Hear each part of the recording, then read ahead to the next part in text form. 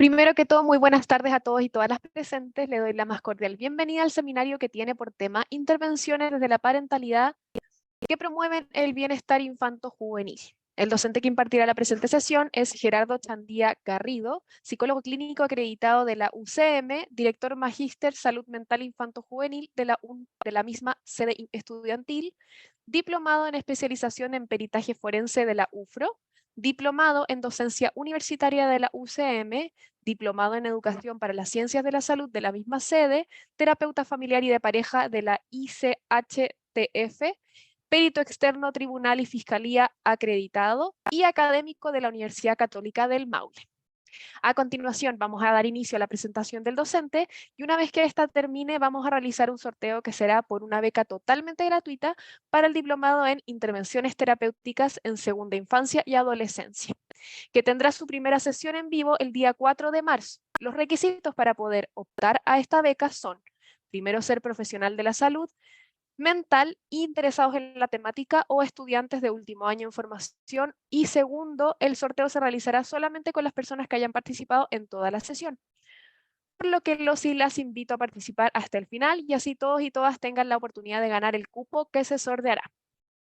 Para las y los interesados, los que estén interesados, quedan todos invitados a nuestra página web, en donde están todos los seminarios que hemos hecho anteriormente para que puedan verlos si es de su interés.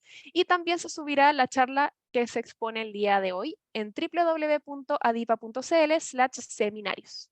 Finalmente, comentarles que al final de la sesión del día de hoy se les enviará un link a través del chat para que puedan optar por una certificación de participación a este seminario, en donde tendrán que rellenar sus datos personales y se les enviará automáticamente a su correo. Sin nada más que agregar, le damos el paso a Gerardo para que pueda iniciar su exposición el día de hoy. Adelante, Gerardo. Bien, ahí sí. Muchas gracias, María Jesús. Bueno, buenas tardes a todos y todas. Había unas preguntas en el chat, María Jesús, si el trabajo social cabe dentro de los sorteos, y me imagino que sí, pues sí, es salud mental también, así que Sí, adelante, es totalmente. parte del área. Carreras Eh, afín también entran dentro del sorteo. Justamente. Bien, vamos a primero felicitar a Adipa. Yo primera vez que participo en los seminarios, estoy invitado también al diplomado en marzo, pero la convocatoria que tiene excelente, así que felicitaciones a la plataforma, ¿no es cierto? Que por supuesto que crédito de ellos, no mío, que tener tanta convocatoria, así que súper bien. Vamos a comenzar entonces, voy a compartir pantalla. Me, lo probamos con María Jesús y se supone que está todo ok. Así que María Jesús, confírmame que esté Se compartiendo en ve pantalla. perfecto, no hay problema. Ya, perfecto. Todo Vamos bien. entonces a comenzar en este tema que yo vengo trabajando hace varios años desde mi área de salud mental infanto-juvenil en relación a justamente todo lo que tiene que ver con la parentalidad. ¿Ya? Vamos a darnos una vuelta a propósito de la crisis que hay hoy día en torno a la temática, para posteriormente también ver algunos temas que personalmente son un área de trabajo mía, que tiene que ver con cómo promovemos justamente también a producir las crisis de cuidado en la participación de los varones en su responsabilidad en el rol de ser padres. Y finalmente vamos a ver algunas cuestiones que tienen que ver con un enfoque de derechos, ¿verdad? De cómo trabajar todas las intervenciones, creo yo, hoy día tendrían que estar enfocadas desde el enfoque de derecho, pero ahí nos hemos encontrado con varias dificultades, ¿ya? Si ustedes revisan, ¿no es cierto?, las normativas técnicas, todas las políticas públicas, hoy día, dentro de los distintos enfoques que se pide trabajar, ¿no es cierto?, aparece el enfoque de derechos, ¿ya? Pero de repente no todo el mundo estamos entendiendo lo mismo por el enfoque de derechos. Lo mismo pasa con el tema de género, ¿verdad? Hoy día todas las políticas públicas señalan que se debe trabajar desde una mirada, de un enfoque de género. Sin embargo, también ahí hay distintas miradas y creo yo falta todavía que los equipos y que los profesionales que trabajamos en el área nos pongamos de acuerdo que vamos a entender por trabajar desde el enfoque de género, ¿ya? Así que ahí hay unas cosas que vamos a ir reflexionando, algunas preguntas, algunas cosas que me interesan también quizá al final de la presentación. Va a haber un tiempo para preguntas y reflexiones que podamos también reflexionar en conjunto.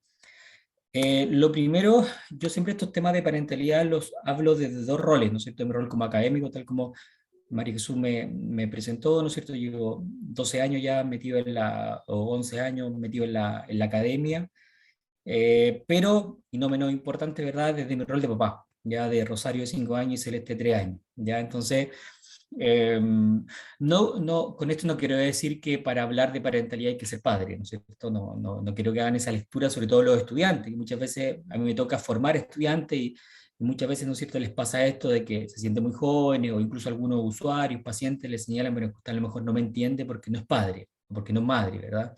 No lo hago con ese sentido, sino que más bien lo hago porque efectivamente creo que el haberme convertido en padre me permitió aumentar la empatía en relación a qué significa ser padre, qué significa ser madre, qué significa ser cuidador, ¿ya? Y ahí ese es el primer desafío, creo yo, ¿ya? Para los que quizás no son padres, ¿ya? Es cómo también hoy día trabajamos en esta área desde una mirada empática, ¿ya? Y cercana también y ahí hay una mezcla, ¿no es cierto?, entre cómo combino lo que me señala la academia, lo que me señala la teoría respecto a hoy día la parentalidad y lo que dice la práctica, ¿ya? Que ese mundo muchas veces no dialoga mucho, ¿ya?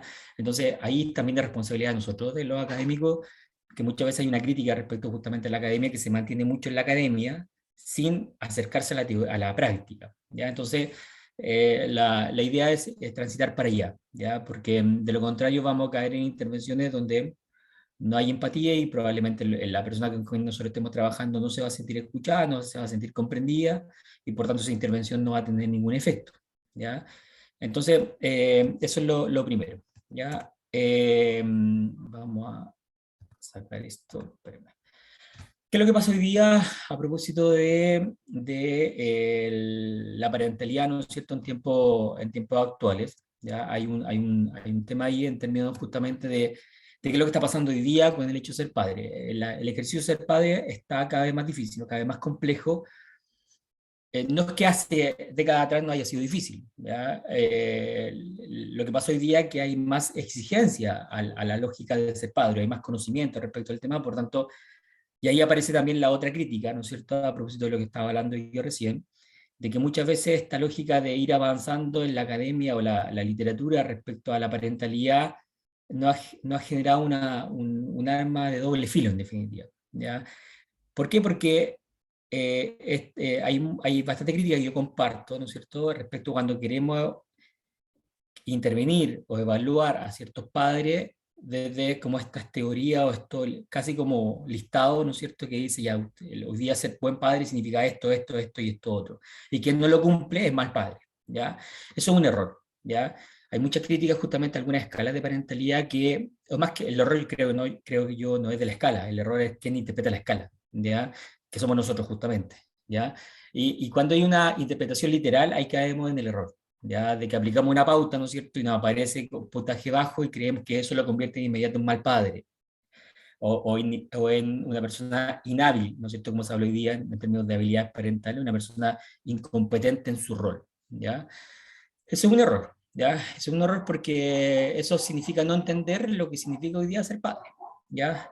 Hoy día hay nuevos valores, nuevos comportamientos, por eso el modelo económico que tenemos, ¿no es cierto?, el modelo de cultura que tenemos, que hay una importancia en el éxito desde el individualismo, ¿verdad? Hay mayor competitividad. Hoy día cada vez los padres comparten menos lo que significa ser padre entre ellos, ¿ya? Hay menos comunidad en relación a ser padre, cosa que antes no pasaba, ¿no es cierto? Antes había más comunidad en el barrio, en los vecinos, había más en la familia extensa, ¿no es cierto?, en la familia de origen, había mayor acompañamiento a lo que significaba ser padre. Hoy día no, hoy día a propósito de estos nuevos valores, el ser padre es más individualista, ¿ya? Y por tanto yo no comparto con mi vecino, que a lo mejor tiene un hijo de la misma edad que yo, pero no compartimos qué es lo que significa para nosotros ser padre. ¿Ya? No comparto con mi compañero de trabajo, qué significa a lo mejor también tiene un hijo de la misma edad mía, y eso no ha ido pasando, ¿ya? Y eso ha sido una de las cuestiones que tenemos que batallar, ¿no es cierto? Porque tenemos que volver a generar tribu, ¿ya? Tal como dice el proverbio africano, ¿no es cierto?, que para criar un niño se necesita una tribu entera. Tenemos que volver a eso, a criar en comunidad, ¿ya? Y criar con el vecino, a criar con el compañero de trabajo, a criar con el colega, a criar en comunidad. Bueno, ya hablamos del modelo neoliberal, hoy día hay una mayor cantidad y variedad de formas de ser familia, ¿no es cierto? Que me parece súper bien, ¿ya? Esta lógica de modelo nuclear biparental como el modelo perfecto y el que todos debemos aspirar, está obsoleto, ¿verdad? Hoy día hay muchas formas de ser familia y no por eso familias que tengan dificultad, al contrario, ¿no es cierto? Una familia a lo mejor nuclear biparental clásica puede, en la dinámica interna, funcionar muy mal, y una familia uniparental puede funcionar muy bien. ¿Ya? O sea, no tiene que ver con la estructura familiar hoy día, sino que más bien tiene que ver con la dinámica que se genera al interior de la familia, lo que eventualmente nosotros donde debemos mirar. ¿Ya? Eh, Hay una mayor redefinición, ahí vamos a avanzar en ese tema de manera más específica más adelante, hay un avance hoy día, querer transitar hacia una coparentalidad, sin embargo, vamos a ver que la cifra y la práctica hoy día nos dice que estamos muy lentos en este avance, muy, muy lento. La pandemia nos vino a relevar justamente y nos pegó una especie de cachetada respecto a justamente cómo estamos funcionando. Hay una irrupción de la masiva de las tecnologías de la comunicación, ¿no es cierto?, de información, y la pandemia también nos dio aprendizaje en relación a eso. Y hay una mayor sensibilidad hacia situaciones de vulneración de derechos que también hace un buen tránsito, por supuesto, ¿no es cierto? Cuando alguien dice que a los niños hoy día no se les puede hacer nada, yo digo, bueno, qué bueno, po, ¿no es cierto? Qué bueno que hemos transitado hacia un modelo donde a los niños no se les pueda, comillas, hacer nada, ¿verdad? No se les puede agredir. Me parece súper bien, ¿ya? Ahora, ¿cómo estamos entendiendo eso? Ese es otro tema también, ¿ya? Y ahí es donde también me interesa que vamos transitando hacia cómo entendemos estas nuevas lógicas de funcionamiento, ¿ya? Espérenme que está ahí. Sí. Hoy día se habla de la crisis de parentalidad, la crisis de cuidado, como concepto más general, más adelante vamos a verlo también, porque no se trata solamente del cuidado infanto-juvenil, sino que también de cuidado, por ejemplo, de personas mayores, ¿no es cierto? Chile, y entiendo que hay personas de otros países, por eso lo comento, Chile ha ido transitando una curva demográfica, que estamos en una pirámide invertida hace un par de décadas atrás, ¿no es cierto? Hoy día esa pirámide se ha ido dando vuelta, por tanto tenemos menos personas infanto-juvenil y más personas mayores, ¿ya? Y para allá vamos transitando. Por distintos motivos, ¿no es cierto? Distintas variables que han explicado ese fenómeno. Por tanto, también el cuidado está puesto también en quién cuida a esas personas mayores, ¿ya? Que otro tema que se nos viene fuerte a nivel de sociedad chilena, ¿no es cierto? De que no tenemos, creo yo, un soporte hoy día para los cuidados de personas mayores. ¿Ya? Pero bueno, acá estamos enfocados más bien en la parentalidad y una crisis, ¿no es cierto? Y a mí me gusta el concepto de parentalidad intensiva, que justamente dice esto, ¿no es cierto? Hay unas tendencias en la última década, a propósito del contexto neoliberal, que ha extremado los mandatos sociales respecto al cuidado de niños y niñas. O sea, cada vez hay más exigencia de ser, comillas, buen padre, buena madre, buen cuidador, pero al mismo tiempo se debilitan las condiciones para sostenerlo. ¿Ya? O sea, hay más exigencia, pero ¿cómo sostenemos esa exigencia que nos están diciendo todo el mundo externo, del colegio, del consultorio, de los programas de Sename, de Mejor Niñez, ¿no es cierto? De todos nos dicen que hoy día ser padre significa esto, sin embargo hay menos sostén, ¿no es cierto?, para sostener esa parentalidad, ¿ya? Y ahí es donde va la primera también observación a todos ustedes, sobre todo quizás los chiquillos que están empezando, en que debemos primero entender estas exigencias de ser buen padre en un contexto. Si yo no las miro en un contexto, me voy a perder siempre, ¿ya? Recuerdo un caso clarito de una mamá, ¿no es cierto?, lo voy a resumir, pero que estaba definida y estaba conceptualizada, y estaba diagnosticada más bien como una muy mala madre. Muy mala madre. ¿Por qué? Porque no asistía a la intervención. O asistía, dejaba de ir, tenía como una asistencia súper mala, o de repente no tenía una predisposición o una adherencia al tratamiento. Me tocó a nosotros acompañarla desde el proceso y nosotros entramos justamente desde, no la logia, cuando nos derivan, en el caso nos dicen, mira, te vas a encontrar con una mala madre que no adhiere a los procesos. Y se la estamos derivando a ustedes a ver si ustedes logran, pero creemos que no va a adherir. Ese es el diagnóstico que nos entregan a nosotros. Una mala madre que no adhiere a ninguna intervención. Bueno, cuento corto, nosotros empezamos la intervención justamente de poder comprender, de poder entender, de poder empatizar qué había detrás de esta no adherencia, de esta dificultad para poder participar de los procesos. Y nos encontramos con una cuestión súper concreta, pero que de manera bien llamativa, nadie las intervenciones, de los proyectos que estaban interviniendo, que eran como 4, no había logrado detectar, y no había logrado detectar porque siempre entraban a través de la crítica, ¿ya? Con esta mamá, a través de una amenaza incluso, ¿no es cierto? Que si usted no adhiere, nosotros vamos a informar al Tribunal de Familia de su no adherencia, si usted no adhiere, si usted no viene, no vamos a avanzar en el proceso, etc. Y era una cuestión tan sencilla.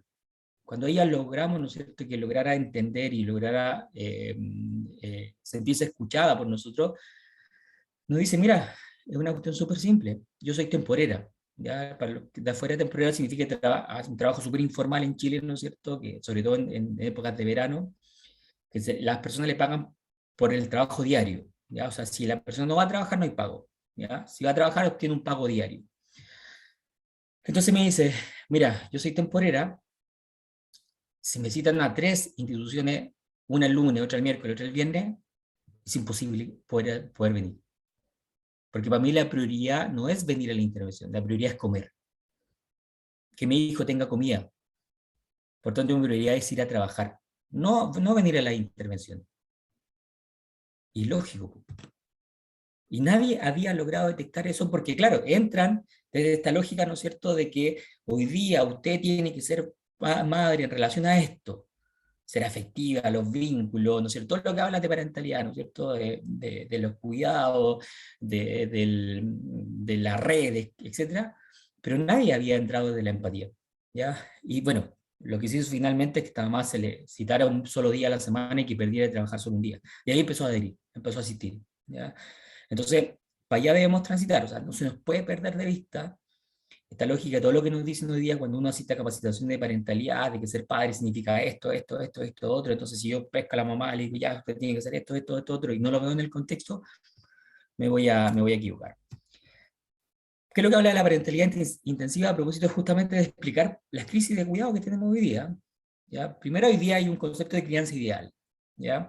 Hay presiones económicas en relación a eso, presiones físicas, emocionales, de qué significa ser buen padre. Ser buen padre significa dinero, por una parte, en un modelo neoliberal. Por lo tanto, ¿qué pasa si yo no tengo dinero? ¿Ya?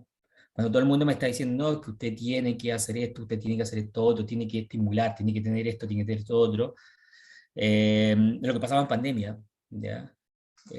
No, es que usted tiene que ver la forma de cuidado, cuando mucha gente no tenía ninguna forma de poder cuidar. Y esto es lo que genera, ¿no es cierto?, en términos físicos y emocionales. Hoy día ser padre significa además, a propósito también de presiones económicas, presiones y mandatos sociales, que parece que tenemos que tener siempre asesoría de especialistas. ¿Ya? Entonces nuestro hijo hoy día tiene entonces que el colegio nos dice, no, que usted lo tiene que derivar al psicólogo, que lo tiene que derivar al fonoaudiólogo, que lo tiene que derivar al médico, que lo tiene que derivar al terapeuta ocupacional, que lo tiene que derivar al pediatra, y vamos sumando, y todos probablemente nos dan instrucciones que a veces incluso pueden ser ni siquiera similares, ¿ya? El determinismo parental, ¿no es cierto?, que está todo puesto en la madre, ¿ya? O sea, lo que le pasa al niño es responsabilidad de la madre, no del padre, o no del otro cuidador. O sea, el niño se porta mal en el colegio, ¿a quién llaman? Es a la mamá, no es al papá, ¿ya? Si al niño le pasa algo malo, la responsabilidad es la madre. La sociedad dice, ah, qué mala madre, ¿verdad? Difícilmente diga, oh, qué mal padre, ¿ya? Entonces ahí también hay un tema que vamos a trabajar un poco más adelante, cómo también nosotros como interventores sociales promovemos la responsabilidad que tienen los varones en el ejercicio de ser padre. Y eso es responsabilidad de nosotros. ¿Ya? Si yo intervengo en un caso y hago un diagnóstico y después hago un informe, que a mí me toca mucho revisar informes, y cuando leo un informe, veo que en un 90% del informe está asociado a la madre, toda la madre, y aparece una frase como de 3 líneas en relación al rol que tiene el papá, yo me pregunto, bueno, ¿qué pasa acá, no es cierto? ¿Cómo estamos mirando ese caso? ¿Ya? Y probablemente la respuesta ahí sea que la persona que está redactando, que está haciendo ese informe, que está entendiendo ese diagnóstico, cree, ¿no es cierto?, que lo que le pasa al niño es responsabilidad de la mamá y no del papá. Entonces ahí también tenemos que ver cómo nosotros estamos entendiendo y qué estamos haciendo en esa lógica cuando tenemos análisis de casos, ¿verdad? Cuando nos juntamos y nos podemos dialogar respecto a una familia. Muchas veces sin darnos cuenta, porque lo tenemos tan automatizado, ¿no es cierto? Empezamos a dialogar, ¿no es cierto? Y a entender que la responsabilidad es de la madre, pero nadie, no aparece el papá por ninguna parte. Hay el cultivo concertado, ¿no es cierto? Que tenemos que, como padre, garantizar el éxito de nuestro hijo, porque si no lo hacemos, somos malos padres. O sea, nuestro hijo no, le tiene que ir bien en el colegio, nuestro hijo tiene que, ojalá, yo nunca he estado de acuerdo con esos famosos cuadros de honor o ranking, ¿no es cierto? Entonces, si mi hijo no está en el cuadro de honor del colegio, me convierto en mal padre o mala madre. Si mi hijo no entra a la universidad, también soy mala madre, soy mal padre. ¿Ya? Entonces, se nos ha dicho que ese es el éxito, además. ¿Ya? El éxito parece ser, ¿no es cierto?, lo académico en nuestro país. Y probablemente también en otras culturas, ¿verdad? En otras sociedades, que están enfocados netamente en lo académico. O sea, que si tu hijo le va mal en las notas o no entra a la universidad, finalmente tú tuviste la responsabilidad como padre.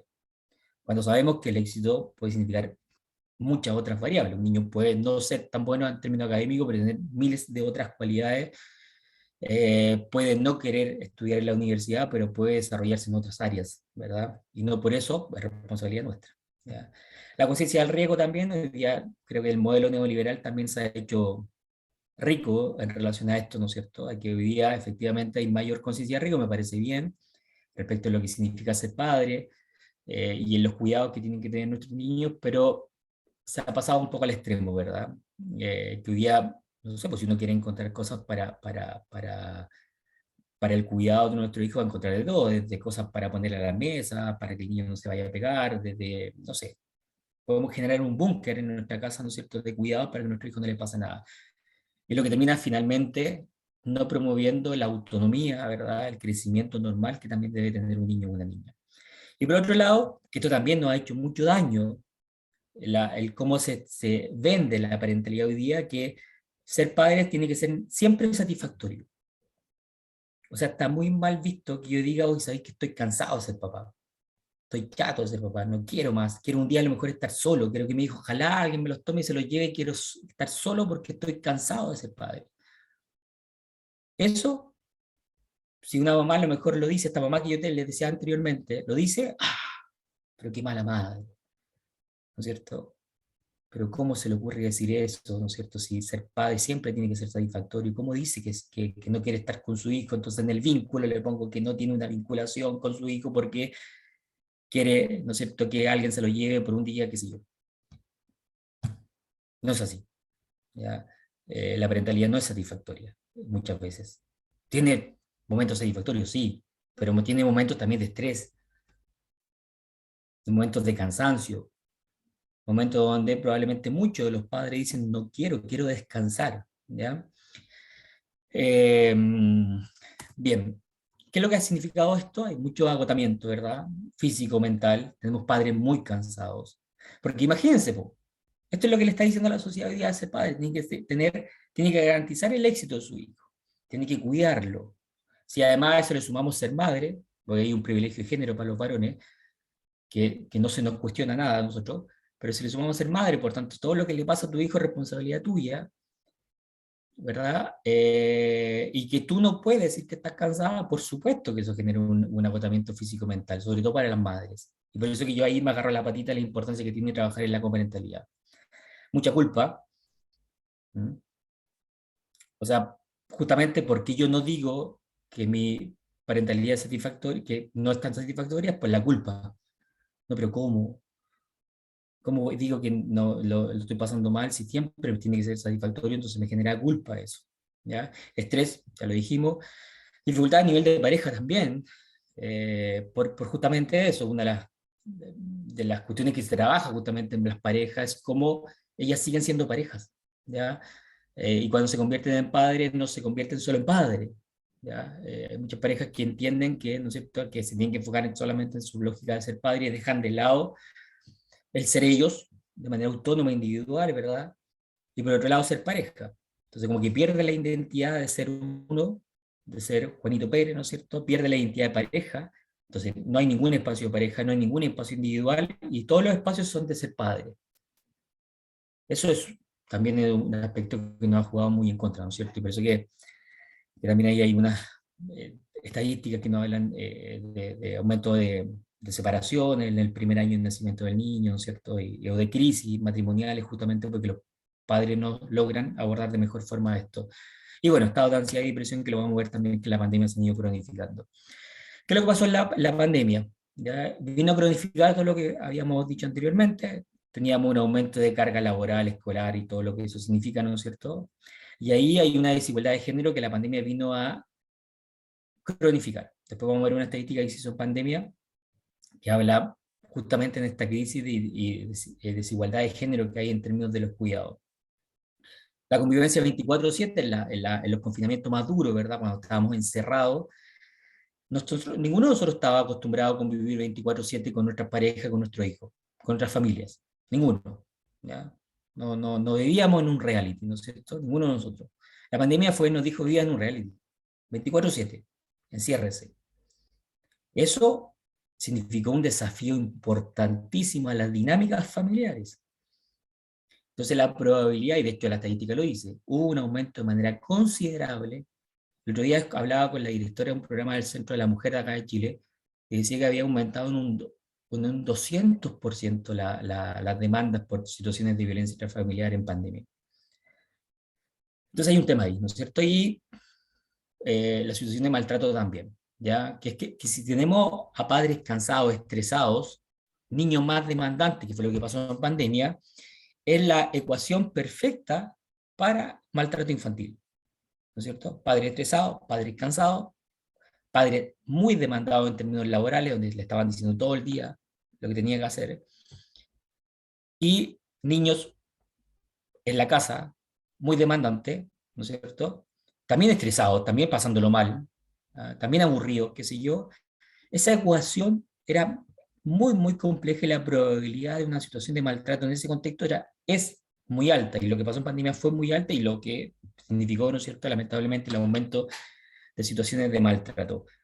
¿Por qué? Porque además había una reducción de los espacios personales y de liberación del estrés. A lo mejor parejas que previo a la pandemia tenían muy bien estructurado, ¿no es cierto?, de que los momentos de estrés, a lo mejor había espacios de liberación personal, de que la mamá a lo mejor cada cierto tiempo se juntaba con amigas, iba al cine, salía a caminar, a hacer deporte, qué sé yo, que le permitía manejar de mejor forma el estrés parental. En pandemia dura, ni siquiera se podía hacer eso, ¿ya? O había que redefinir los liberadores de estrés, que no sé si todo el mundo lo pudo hacer, ¿verdad? Porque era complejo, pues, estábamos en nuestra casa encerrados, entonces no era tan fácil redefinir un liberador de estrés. Y además, ¿no es cierto?, con mucha reducción de contacto de la red de apoyo, ¿ya? Entonces teníamos un escenario en pandemia que era muy complejo, y la evidencia y todo lo que ha ido pasando posteriormente, ¿verdad? Ya en esta vuelta a la presencialidad y lo que pasó en los contextos escolares en Chile, por ejemplo, de la embarrada que quedó, ¿no es cierto?, y lo complejo que fue la vuelta a la presencialidad, justamente por esto. Y ahí hay un tema, una media culpa que se tiene que hacer como política pública, porque esto era claro, hay evidencia, vamos a ver más adelante la evidencia nacional e internacional decía que esto iba a pasar. Por tanto, la vuelta a clase iba a ser muy compleja, muy compleja. ¿Qué es lo que hizo el Ministerio de Educación en Chile? ¿No es cierto? En las primeras orientaciones, porque después lo tuvieron que cambiar en el camino, ¿verdad? Pero en las primeras orientaciones fue: preocúpese de nivelar los conocimientos no adquiridos durante la pandemia. Ese es el foco, ¿ya? Y la parte emocional aparecía como en dos líneas en el plan de retorno. Me tocó revisarlo. El 90% era enfóquese en la nivelación académica de sus estudiantes, porque tuvieron 2 años en la casa, entonces hay que enfocarse en poder nivelarlo, ¿no es cierto?, lo más rápido posible. Pero lo emocional, dos líneas. ¿Qué es lo que pasó en el primer mes, en marzo, que era embarrada en todos los colegios en Chile? Y el Ministerio de Educación dijo: o hacemos algo, o esto se nos sale de las manos. Entonces recién ahí hubo una redefinición de decir, parece que no, parece que el 80% es la parte emocional y el 20% es la parte académica, y eso lo podemos tirar un poquito. Pero debemos centrarnos en lo que está pasando a nivel emocional, no solamente con nuestros estudiantes, sino también con nuestros profesores, con nuestros directivos, con nuestros padres, con nuestros cuidadores, con nuestras madres, ¿no es cierto? En eso debemos preocuparnos. Porque si no nos preocupamos en eso, probablemente, ¿no es cierto?, nos va a seguir pasando lo mismo. Y ahí hubo muchos cambios, ¿no es cierto? Y que hoy día ya estamos en una condición de que hoy día recién estamos diciendo: ya, Efectivamente, parece que ahora, el 2023, hay que ya enfocarse quizá más en la parte académica, pero el 2022 iba a ser de transición, pero costó entenderlo, y eso es lo que de repente le llama la atención, ¿no es cierto? ¿Cómo no lograron entenderlo cuando la evidencia era clara? Este estudio, ¿no es cierto?, cuidar, que se hizo en contexto de pandemia, que justamente evaluaba esto. Normalmente, ¿quién cuidaba a los menores de 12 años que vivían en su hogar durante la siguiente jornada? Esto es previo a la pandemia. En la jornada de la mañana, un 65% del establecimiento educacional, del colegio, ¿ya? Y en un 16% la mamá, 1,9 aparece el papá, ¿no es cierto? Aparece por ahí los abuelos. En la tarde aumenta la mamá 40%, disminuye el colegio, ¿no es cierto? Porque se disminuye la jornada. Y en la noche, ya previo a la pandemia, uno podría decir, bueno, si en la noche están disponibles el papá y la mamá, ¿no es cierto? 80,8% la mamá, 12,5% el papá. ¿Ya? Ya previo a la pandemia, la estadística nos decía, ¿no es cierto?, que gran parte del cuidado es ejercido por la mamá. ¿Qué es lo que pasó en pandemia? Cuando la red de apoyo y red de cuidado estaba cerrada, ¿no es cierto? No había jardines infantiles, estaban cerrados, no había colegios, estaban cerrados. No se podía tampoco acceder al cuidado de familias extensas, como los abuelos, ¿ya? Por el temor al contagio, ¿ya? Por tanto, quien tuvo que hacerse cargo las familias, es decir, bueno, el cuidado entonces, en contexto de pandemia dura, es del papá, de la mamá, de los cuidadores. Pasó esto, ¿ya? Jornada mañana, tarde, noche, 73 versus 12, 69 versus 17, 71 versus 15. Si bien aumenta un poco la participación de los padres, sigue siendo una cifra vergonzosa, ¿ya? En términos, ¿no es cierto?, del tiempo destinado. Considerando además que el 70% de las madres encuestadas estaban teletrabajando, ¿ya? Entonces, tampoco podemos decir nada que a lo mejor el papá estaba trabajando en la mano, entonces por eso ella asumió el cuidado, no es así.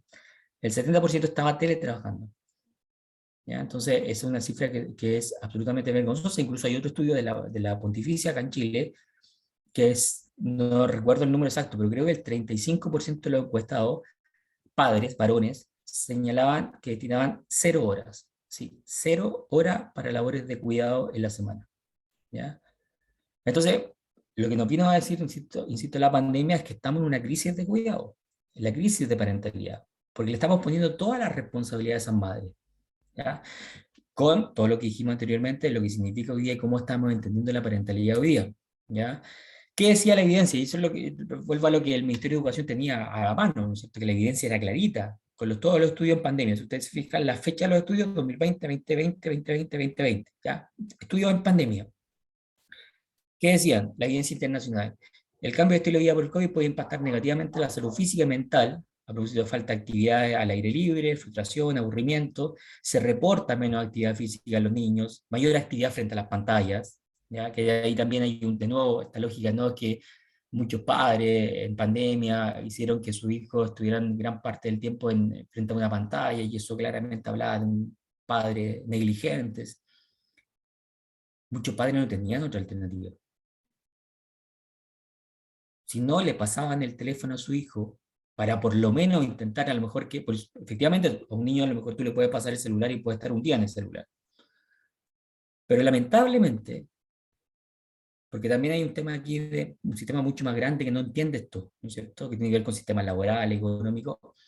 Si teníamos esa mamá, a lo mejor mamá profe, que tenía que hacer clase ella, ¿no es cierto?, tenía que conectarse a un computador para hacer clase, la única forma que tenía para intentar, ¿no es cierto?, estar, comillas, tranquila haciendo la clase, pasándole el celular a su hijo. Entonces, cuando hay una crítica de decir, no, es que usted no debía pasarle tanto tiempo, bueno, entendamos el contexto. Y ahí de nuevo, contexto, por favor, que nunca se nos olvide qué es lo que, cómo, cómo cada padre, cada madre, cada cuidador está, de acuerdo a su contexto, intentando ser buen padre. Eso no se nos puede olvidar. Porque si nos vamos a una lógica también de poder entender este contexto, el 90% de los padres intenta ser siempre buen padre, y porque ama a sus hijos, porque quiere el bienestar de sus hijos. Salvo que tenga una patología psiquiátrica, ¿no es cierto? Por eso que deja un porcentaje menor al que, no sé, una madre psicopática, un padre psicopático que va a querer hacerle daño a su hijo. Pero eso es un porcentaje mínimo de la población. El mayor porcentaje de padres, de madres, de cuidadores, lo que hace el ejercicio de ser padre es lo mejor para su hijo. es porque quiere a su hijo. Incluso las situaciones de maltrato una las puede entender así. Y con esto no quiero que se entienda que estoy justificando el maltrato. Para nada, ¿no es cierto? El maltrato no tiene justificación. Lo que estoy intentando hacer es que se logre entender el maltrato, que es distinto. ¿Ya? Distinto a justificar. La lógica es entender qué hay detrás del maltrato. Y esa mamá que a lo mejor le pega a su hijo, su papá que a lo mejor le pega a su hijo, porque cree que es la mejor forma de normar a su hijo y de poder hacer un cambio de conducta en relación con su hijo. Porque probablemente fue el mismo método que a él le aplicaron, y por miles de variables, ¿no es cierto? Pero no porque no quiera a su hijo. ¿Ya? Entonces, si yo entro ahí en esa intervención diciendo, sabe que usted es mal padre porque le pega a su hijo, y si le sigue pegando, voy a llevar todo al tribunal de familia y existe la posibilidad que le quiten a su hijo, ese padre no va a querer ir más, o esa mamá no va a querer ir más en una intervención, porque se va a morir de miedo.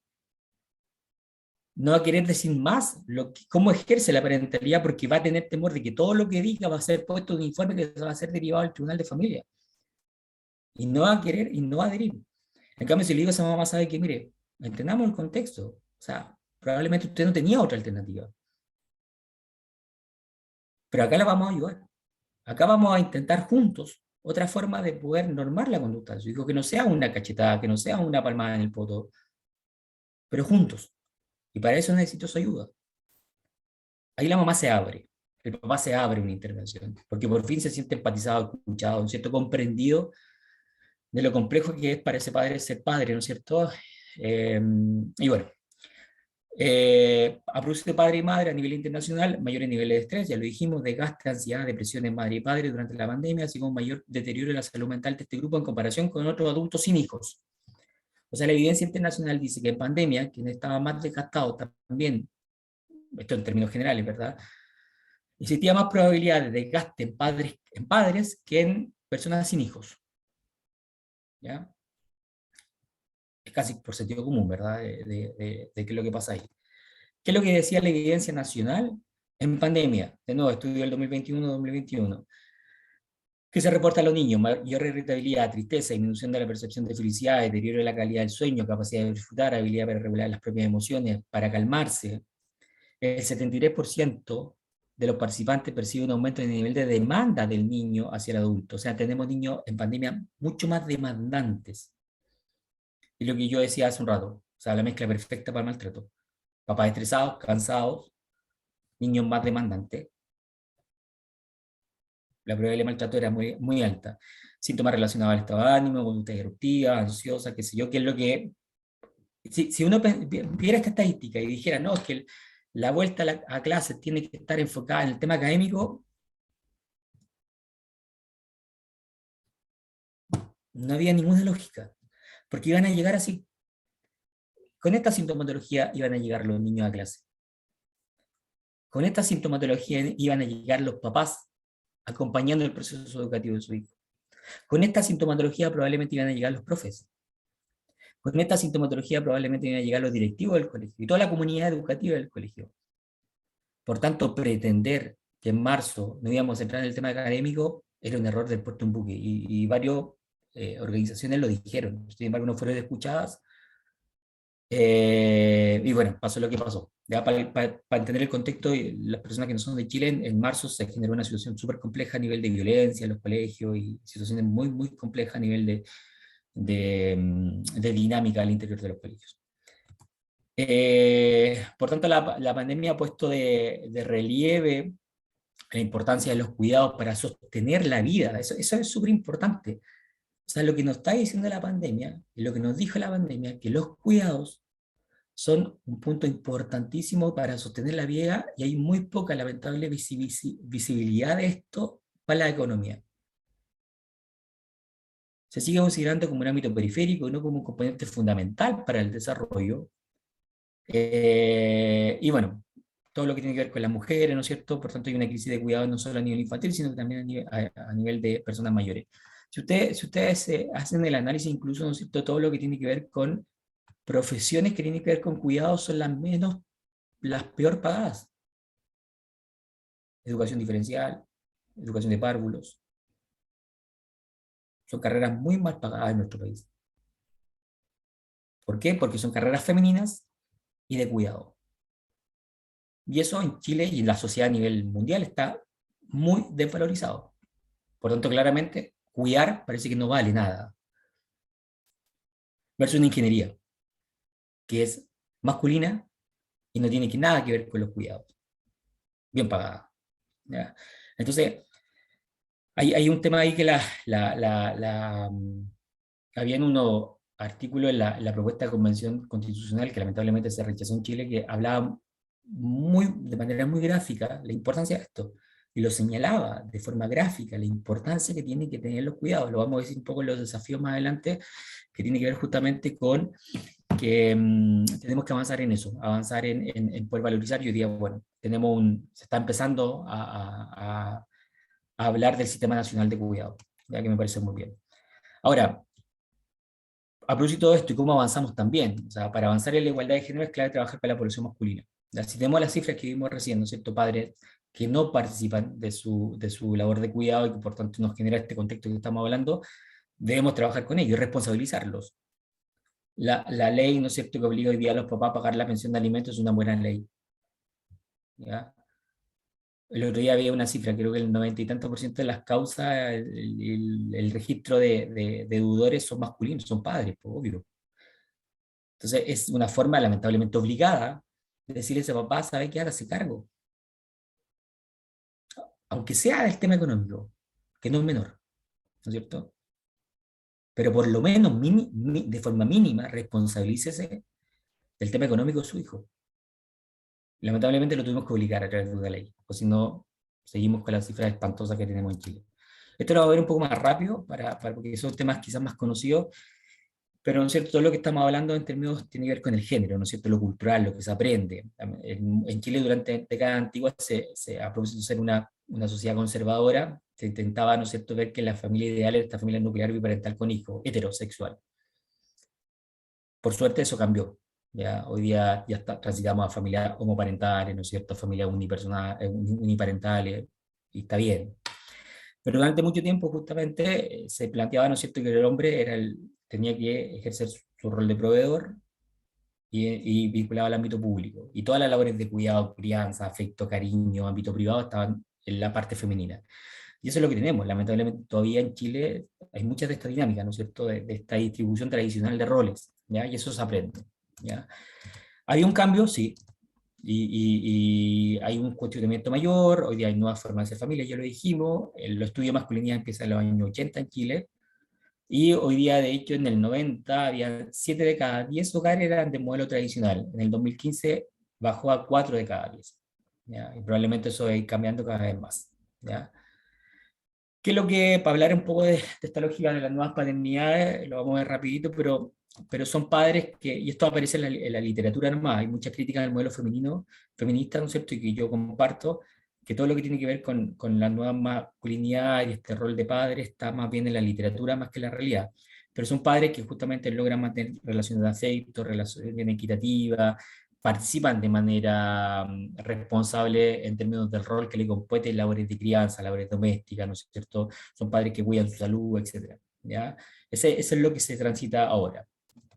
Lamentablemente la cifra ya lo vimos, hay muy escasa participación de los padres en el sistema de salud. En Chile hemos aumentado, sí, por ejemplo, que el padre participe en el parto, cuestión que hace unas décadas atrás no era. Hoy día creo que la estadística hablan del 80 más porcentaje de padres sí participan en el parto, pero no participan lamentablemente todos los controles de salud anterior. En términos de crianza ya lo vimos, ¿ya? Muy baja la participación. Si nos sumamos a labores domésticas, más baja aún. Y tenemos muy pocas políticas que promueven la conciliación trabajo-familia. Ya creo que también ahí como sociedad tenemos que ir transitando a avanzar en políticas que promuevan la conciliación de trabajo-familia. Estamos ya en Chile tramitando la ley de 40 horas laborales, somos uno de los países que más trabaja, una jornada laboral de 44 horas semanales, cuando uno dice, bueno, trabajando 44 horas semanales cuando soy padre. ¿Ya? Por suerte ya estamos avanzando a disminuir la jornada laboral a 40 horas, ¿ya? Lo que permite poder conciliar el trabajo con la familia de mejor forma, ¿ya? Mientras también hay un cambio cultural de base, ¿sí? Porque si no lo hay, ¿qué es lo que va a hacer ese papá, por ejemplo, que sale más temprano del trabajo? Conseguirse otro trabajo, ¿ya? para trabajar en las horitas que le quedaron libres, entonces se consigue otra pega para aumentar los ingresos, y seguimos poniendo el cuidado en la parte femenina. Entonces, las políticas públicas siempre tienen que ir de la mano con cambios culturales, ¿verdad? Y para allá debemos transitar. ¿Cuáles son los desafíos? Política que incluyan la valorización del cuidado, ya lo dijimos, que se reconozca la carga física y mental que tienen los cuidados en nuestro país, y en general, ¿no es cierto?, en Latinoamérica, a nivel mundial. Nosotros estamos transitando un sistema nacional de cuidado, que me parece una muy buena noticia, muy buena noticia. Políticas que promuevan la corresponsabilidad. Bueno, ya avanzamos al pago de pensión de alimentos como de manera obligatoria, tenemos que aumentar el postnatal masculino, tenemos 5 días en Chile para poder cuidar. Eso ya, el postnatal masculino, el postnatal en Chile ya te está diciendo que el cuidado es femenino, po. Porque a papá le damos 5 días para que pueda cuidar. ¿Ya? Al 6.º día, el sistema le dice, no, usted vuelva a trabajar, lo queremos acá. ¿Ya? O sea, 5 días nomás, vuelva. A la mamá le damos 5 meses y medio. O sea, ya ahí le estamos diciendo, ¿sabe qué? La mamá es la del cuidado. Le damos 5 meses y medio para que cuide. Y usted no, usted 5 días, al 6.º día tiene que volver. Entonces también tiene que haber ahí un cambio, como han transitado otros países, ¿no es cierto?, aumentado los postnatales irrenunciables, intransferibles, qué sé yo, pagado en también población masculina. Políticas que promuevan la conciliación trabajo-familia, hay una ley de género que han ido avanzando, incorporación de los padres en responsabilidades de salud, escolares, qué sé yo, y ahí aparece la importancia de los roles que tienen ustedes, todas las personas que están escuchando hoy día, ¿no es cierto?, los roles, los agentes de cambio. Ustedes son los que tienen que ir avanzando en que sus intervenciones, su diagnóstico, su análisis, ¿no es cierto?, incorporen la responsabilidad, incorporen la valorización que tiene el cuidado, incorporen esta lógica que hablábamos, ¿no es cierto?, que el ser padre tiene que ser mirado en un contexto. No podemos aplicar estas famosas pautas a cualquier padre independiente del contexto. ¿Ya? Ahí la variable clínica, ¿no es cierto? Y yo siempre he dicho lo mismo, y creo que entre más viejo me pongo, confirmo mi hipótesis.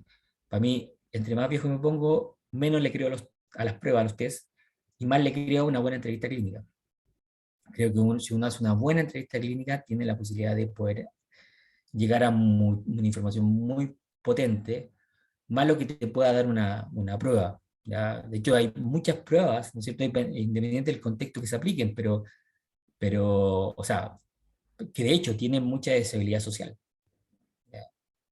Por tema lógico, si yo estoy haciendo un informe de competencia parental a un papá que me lo pidió el Tribunal de Familia y el papá sabe que va a ir una evaluación donde lo van a evaluar, y cómo salga en la evaluación va a determinar, ¿no es cierto?, si él tiene derecho a un régimen directo regular, que son las visitas, o incluso a obtener el cuidado personal de su hijo.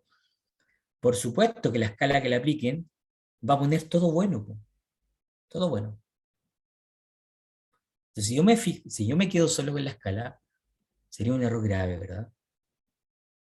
Y por eso que ahí aparece la entrevista clínica como un eje importantísimo al momento, ¿no es cierto?, de poder intervenir, de poder diagnosticar a un papá o a una mamá en términos del rol que está cumpliendo.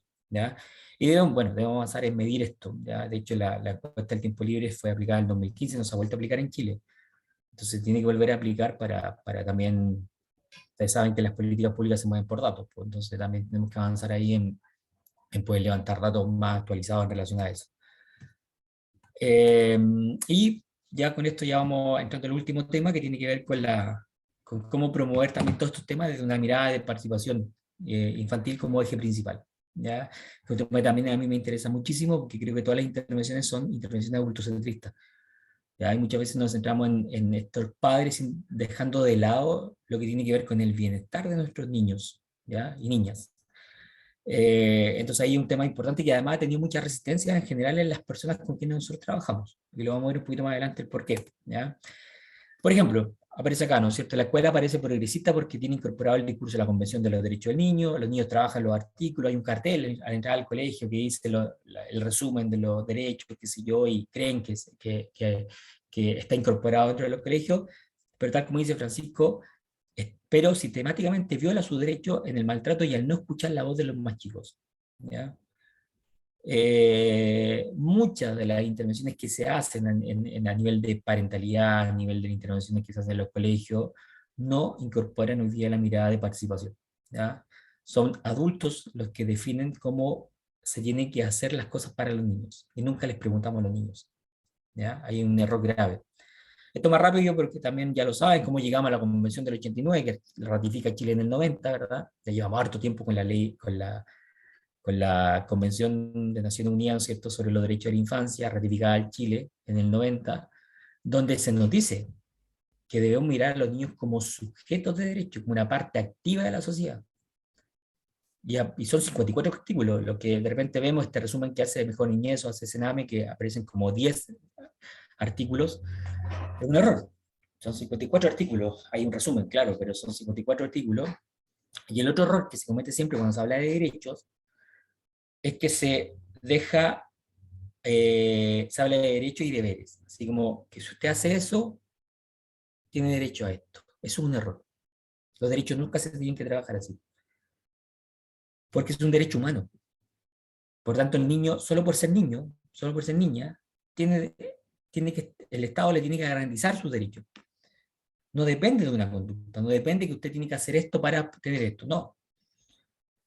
Lo mismo pasa con los derechos humanos, yo solamente por nacer, ¿no es cierto?, tengo derechos. ¿Ya? Sí, hay una línea que se trabaja de deberes, pero no tiene que ir aparejado, no tiene que, para que el niño entienda, ¿no es cierto?, si usted hace esto, tiene derecho a esto. ¿Ya? Los cuatro ejes, todas las políticas que trabajan en infancia hoy día en Chile trabajan en base a los cuatro ejes, ¿ya?, de la convención, ¿ya? Pero muchas están enfocadas a los niveles, a los derechos de supervivencia y de protección, como que ahí tenemos mucho trabajo quizás, y todos los programas de protección, del Mejor Niñez, se enfocan mucho en eso, pero se nos dejamos siempre de lado grupos de derechos que para mí son muy relevantes, especialmente el último, pero que tiene que ver con el derecho al desarrollo, lo que tiene que ver con el juego, las actividades culturales, la libertad de pensamiento, de conciencia, de religión de nuestros niños, pero principalmente el derecho a participación, ¿ya? Es que el rol activo que tienen que tener nuestros niños y niñas en las comunidades, al expresar su idea, hablar de los asuntos que les afectan, ¿no es cierto?, a asesorarse, a reunirse, a que ellos opinen en relación a lo que les pasa, ¿ya? Lamentablemente, esta lógica de los derechos en Chile, por lo menos, y sé que en otros países también, ha generado mucha tensión con el rol de adultos, ¿ya? Y probablemente todos han escuchado alguna vez esto, no sé, esto de los derechos solo hace que los niños ahora sean más irrespetuosos, que no se les pueda hacer nada, que por eso que hoy día la infancia, la juventud está como está, porque a los niños no se les puede hacer nada, en cambio antes el profesor era respetado, hoy día el profesor no es respetado. Claro, hay multiplicidad de variables, ¿no es cierto? No es que esto tenga que explicar el fenómeno, los fenómenos son multicausales, pero una de las variables que influían, por ejemplo, en el rol de profe antes, claro, hay muchos profes que eran respetados, pero eran respetados, se hacían respetar a través del castigo, po, a través de la cultura del miedo, a través del reglazo, ¿no es cierto?, a través de la tirada patilla, a través de castigos que eran inhumanos, como vaya y esté una hora entera en el rincón mirando el pizarrón. Eso hoy día no se hace. O sea, se sigue haciendo quizás probablemente, pero no está permitido, no está validado, ¿no es cierto? Porque la evidencia dice que eso no sirve. Eh, Él sirve como cambio de conducta, pero a través de la cultura del miedo, ¿ya? Entonces ahí es donde también hemos perdido la lógica de cómo ejercemos la autoridad, ¿ya? Y ahí es donde yo creo que hemos transitado a un mundo que no lo hemos entendido de la mejor forma. ¿Por qué? Porque la primera pregunta es qué rol nos compete a nosotros como adultos, y nosotros tenemos que cambiar nuestras antiguas formas de mirar y tratar a los niños. Los niños hoy día tienen derecho a expresarse. Hoy día, claro, antes quizá lo que decía el adulto era ley. Lo que decía el adulto no era cuestionable. Lo que decía el profe no era cuestionable. Lo que decía el papá no era cuestionable. Hoy día no, po. Hoy día los niños, y que me parece súper bien, tienen derecho también a expresar su opinión. Ahora, nosotros como adultos también tenemos que acompañar ese proceso, acompañar a que ese adolescente sepa cómo decirlo, ¿no es cierto? A ese niño sepa cómo decirlo.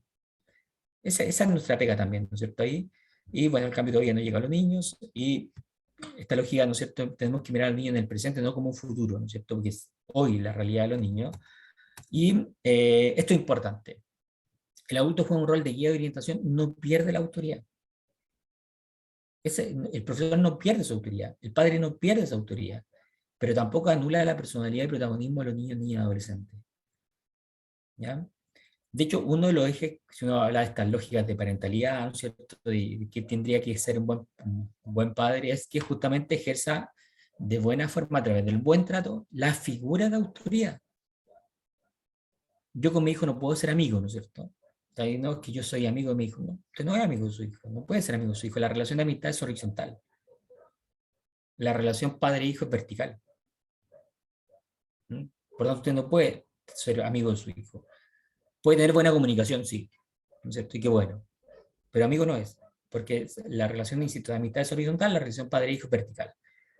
Y vertical, ¿por qué? Porque está la figura de autoridad, donde hay un poder. La relación estudiante-profesor es vertical, porque hay un poder, ¿no es cierto? Ahora ¿cómo ejercemos ese poder?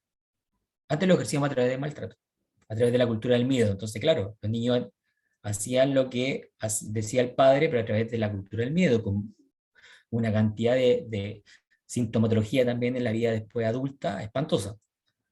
¿Ya? Entonces, como los adultos, y ahí yo creo que hemos fallado, seguimos ejerciendo la autoridad, pero a través del buen trato, no a través del maltrato, donde no perdemos la autoridad, pero sí guiamos, sí orientamos, sí no anulamos la personalidad y el protagonismo de los niños. Y respetar la opinión de los niños implica el ejercicio de escuchar, no necesariamente aprobar o obedecer, escuchar. Pero no es que tampoco, porque creo que es un grave error que hemos cometido los adultos, de pensar, ¿no es cierto?, que todo lo que digan los niños hay que hacerlo porque, no, que me dijeron en la capacitación que los niños tenían derecho, entonces todo lo que diga mi hijo yo se lo tengo que hacer. No. Yo siempre lo tengo que escuchar, sí, pero no necesariamente obedecer, ¿no es cierto?, o aprobar lo que él dice, sino que escucharlo, respetar su opinión, y respeto, incentivar a que tome decisiones informadas. Eso es.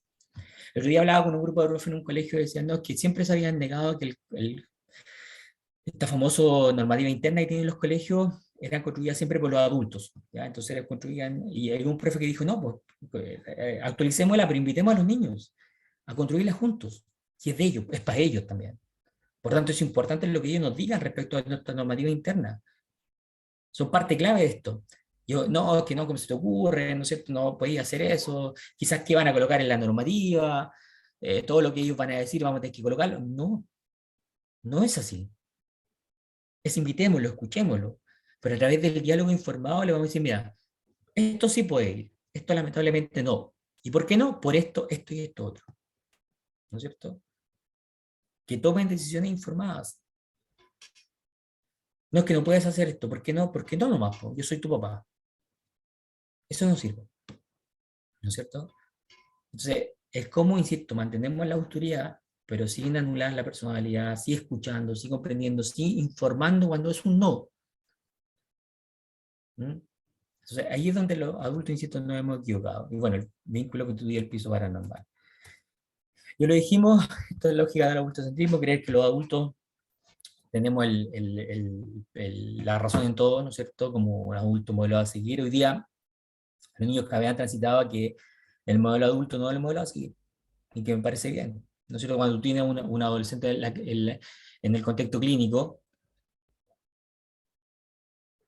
ustedes saben que en la adolescencia hay un tránsito al cambio de pensamiento, un pensamiento más abstracto, qué sé yo, que hace ya él se cuestione mucho más cosas, y que un adolescente te diga, ¿sabe qué? O sabes, yo quiero ser un adulto, todo lo, en un, quiero ser un adulto muy distinto a como es mi papá, por ejemplo. ¿Ya? Eso me parece súper bien. ¿No? Distinto a lo mejor con lógica anterior a decir que este modelo de adulto, de ser padre, era el modelo ideal y que era casi un superhéroe, que hay personas que incluso a lo mejor transitaron toda su vida viendo a ese papá como superhéroe y nunca lo cuestionaron, o lo vinieron a cuestionar a los 40, 50 años. Hoy día con esta lógica, claro, los adolescentes logran verlo antes. De decir, yo no quiero ser ese adulto como mi papá. Yo no quiero ser ese adulto agresivo. Yo no quiero ser ese adulto que está estresado todo el día y que llega a la casa malhumorado, estresado. Yo no quiero ser ese adulto que me trata mal. Quiero ser otro adulto. Cuando el adolescente lo dice, es casi como para aplaudirlo, ¿verdad? Qué bueno. Qué bueno, porque ya el adulto no necesariamente es un modelo a seguir, ¿ya? Se aprende a través de la historia patriarcal, ¿no es cierto? Y esto ya lo dijimos. Esto genera mensajes adultistas, ¿no es cierto? Que es cualquier comportamiento que se desprende del adultocentrismo, y aquí hay algunas frases típicas, ¿no es cierto?, del adultismo, que es: cuando seas grande puedes dar tu opinión. No me contradiga, yo soy el profesor. Por tanto, todo lo que usted diga no lo puede, no es válido. No tiene la suficiente experiencia. Después vamos a leer un párrafo que dijo un chico en la Naciones Unidas que me parece muy potente para poder cuestionar esto, que digan, ¿no?, que usted no tiene la suficiente experiencia. Y ya vas a crecer y entenderás cómo son las cosas. O sea, hoy día no la entiendo. ¿Ya? Mensajes adultos, ¿no es cierto?, que nos han hecho mucho daño. Esta es la que yo les decía, ¿no es cierto?, que es: nosotros los niños, él lo dijo en la Naciones Unidas, un joven de 17 años, nosotros los niños somos expertos en tener 8, 12, 17 años en las sociedades de hoy. Consultarnos hará que su trabajo sea más efectivo y obtengan mejores resultados para los niños. Mi proposición es que integren a los niños en su equipo, que tiene toda lógica, ¿no es cierto? Si yo quiero hacer algo en beneficio de los niños y lo que yo voy a hacer va a ser para los niños, los tengo que incorporar, necesariamente. Si yo trabajo en términos de parentalidad, tengo que trabajar también con ese niño, ¿no es cierto? Si yo trabajo en un colegio, tengo que incorporar todo lo que digan los niños. Ya me pasó hace poco tiempo también, acá en el ámbito de salud en Chile se hacen estos famosos diagnósticos participativos a cierto tiempo, y es como para levantar necesidades de la comunidad, que me parece súper bien, ya, metodológicamente me parece muy bien, para lograr rescatar necesidades específicas de la comunidad en la cual está inserta el CEFAM. Hasta ahí vamos súper bien, ¿ya? Pero me tocó, y necesidades de todo el grupo etario, ¿no es cierto? Me tocó un momento que alguien me estaba contando eso y le dije: oye, ¿y cómo levantar las necesidades de los niños? Invitamos a la directora del jardín y a los profesores. Ya, bien, y a niños o jóvenes. No, ¿cómo se te ocurre? No van a querer, ¿cómo van a invitar a los niños y a los jóvenes? No, si está en una cuestión de adultos. Ese es un error. Si yo quiero levantar necesidades de los niños de esa comuna para poder trabajar en necesidades de los niños de esa comuna, no las puedo no levantar desde los niños. Los adultos sí, puede que tengan un acercamiento. La directora del jardín, por supuesto que me va a entregar información válida, y no lo estoy cuestionando, pero va a ser una información desde el mundo adulto. Debo incorporar necesariamente en esa levantamiento de información al niño o niña, ¿ya? La participación, bueno, en términos de políticas públicas, hoy día está muy baja, ¿no es cierto? Las políticas se centran más bien desde el punto de vista carencial. Y bueno, la Convención de los Derechos del Niño propone que los niños tienen derecho a formar su juicio propio, de su vida, de su sociedad, emitir opinión, ya que los adultos los tomemos en cuenta, ¿no es cierto? Ver a los niños como actores sociales, de menores actores. Hay un tránsito que debemos avanzar como sociedad, ¿ya? Ahí un poco lo mismo que estamos señalando. Eh, Eso, entonces, para poder cerrar y dejar, me dijeron a las 9 cerrar, me pasó un poquito. El desafío es, ¿no es cierto?, es poder entender, no perder de vista una cuestión que dije como varias veces en la presentación, pero el contexto. O sea, no puede haber ninguna intervención que sea descontextualizada, ¿no es cierto? Es un error pensar, ¿no es cierto?, aplicar este modelo de parentalidad sin entender el contexto. El tránsito hacia la corresponsabilidad, a propósito de todas las cifras que nos señalan hoy día, y que no podemos perder de vista que estamos trabajando a nivel de infanto juvenil, y todo lo que nosotros podamos hacer de distintas veredas, desde la academia, desde intervenciones a nivel de trabajo social, de psicología, de profesores, el ámbito de salud, etcétera, debemos incorporar la mirada a los niños, ¿ya? Necesariamente, ya debemos escucharlos, comprenderlos, entenderlos, y si estamos en desacuerdo y a lo mejor no podemos acceder a lo que ellos quieren, informárselo, con información, ¿no es cierto?, con detalle, y explicándole el por qué no podemos acceder, ¿ya? Y a través del diálogo, ¿no es cierto?, ellos puedan tomar decisiones informadas. Entonces yo creo que hay un desafío importante para poder avanzar justamente a esta lógica que yo creo que también nos ha hecho mucho daño de que hay mucha gente que interpreta esta lógica de los derechos como que a los niños no se les puede hacer nada, por tanto yo no, y que ha sido como el causante de que hoy día tengamos a niños con algunas características especiales. Bien, ya María Jesús, ahí llegamos entonces a la fase de preguntas. Perfecto, Gerardo. Les pido por favor que vayan levantando las manos quienes tengan preguntas. En honor al tiempo, para poder cerrar a las 9:30, vamos a hacer, yo creo, unas 3 preguntas. Si alcanza alguna más, podemos ahí aceptar otra manito levantada. Pero yo sé que hay gente que tiene tiempo hasta las 9:30 nomás, así que tratemos de usar los 20 minutos que quedan. Vamos a darle la palabra a Epur.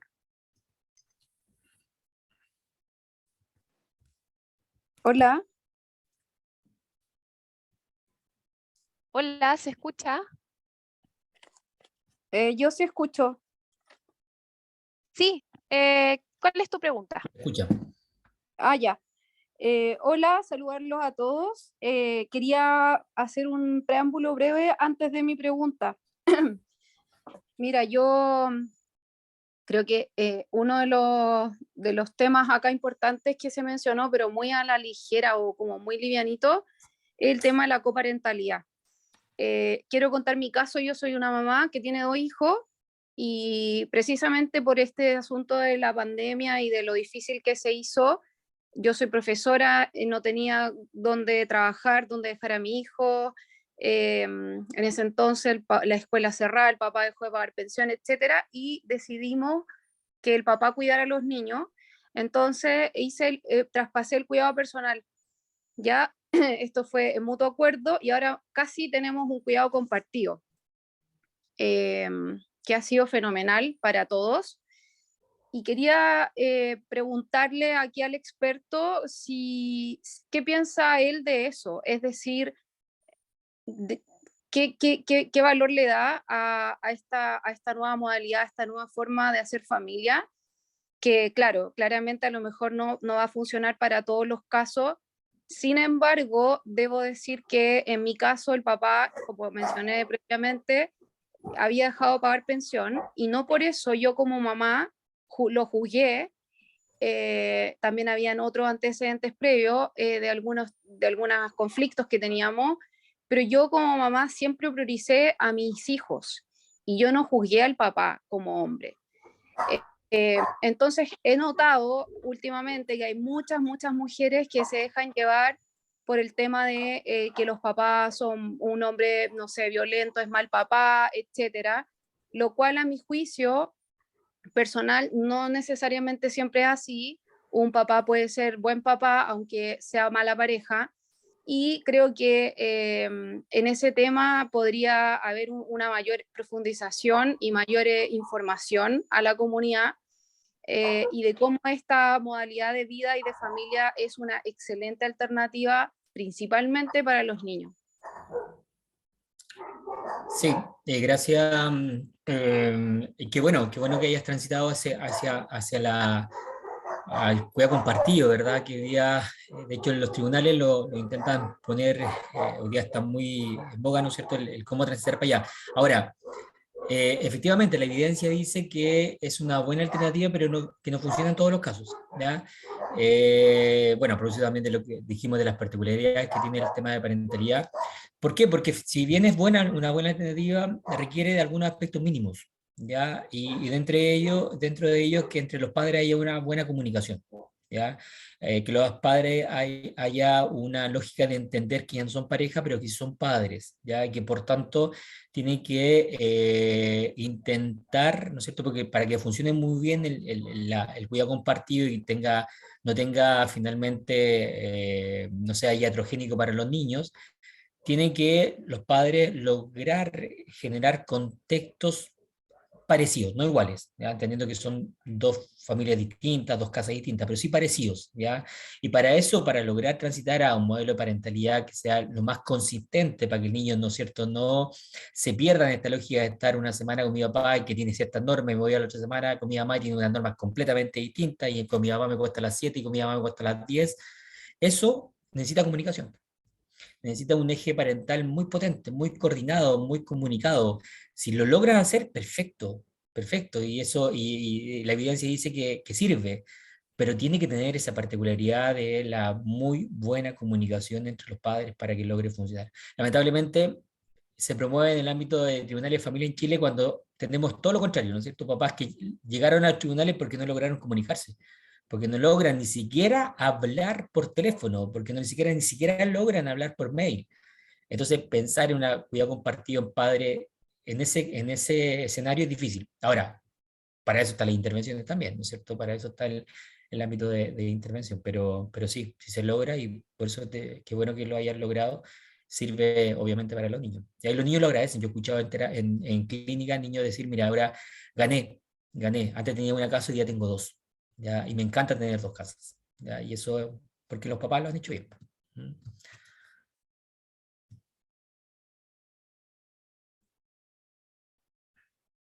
Eso, Jesús. Súper. No sé si, a ver, no sé si tiene alguna respuesta. No, yo muchas gracias. Y claro, me surgía la duda que usted menciona, que es como de estos papás que, claro, quedan como muy, sobre todo los padres, porque en la presentación se habló de cómo se puede en el fondo incorporar mayormente al el rol paterno en la crianza y en todo el tema. Entonces, muchas veces son los padres, sobre todo en casos de separación, donde quedan más mayormente fuera y es lamentable porque en realidad los padres tienen igual derecho a estar con los hijos, o sea, en realidad es al revés, yo creo que los hijos tienen derecho a estar en contacto con sus papás, porque el rol paterno es fundamental y nadie en realidad lo puede cubrir. Y bueno, eso, muchas gracias. Sí, de hecho, bueno, en el diplomado vamos a profundizar más en eso, pero de hecho, una de las variables, y con esto no quiero que se lea que se victimice a los padres, porque sería grave hacer como pobre padre que se le deja fuera, pero una de las variables que influye justamente en la lógica de la coparentalidad también tiene que ver con la predisposición de la madre para hacer parte al padre en el proceso, ¿ya? Pero insisto, no quiero que se lea y ahí lo vamos a profundizar en el diplomado, que eso no significa victimizar a los padres. Claro, súper. Vamos a darle la mano, o sea, vamos a darle la palabra a Javiera Ortega.